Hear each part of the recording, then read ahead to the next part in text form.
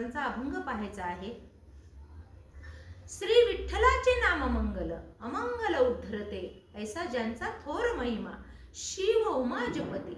एका जनार्दनी नाम ब्रह्म सोपे वर्म जपता, ऐसा ज्यांचा थोर महिमा शिव उमा जपती.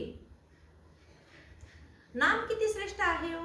नामेची तारिले कोट्यानही कोटी, नामे ही वैकुंठी बैसविले. कलियुगामध्ये नाम सर्वात श्रेष्ठ आहे. पूर्वी होतं जप तप यज्ञ या क्रिया करायचं, परंतु आता नामचिंतन घेतलं की माणसाचा उद्धार होतो. कितीही पाप केलं असेल तरी तृण अग्निमेळे समरस झाले, तैसे नामे केले जपता हरे.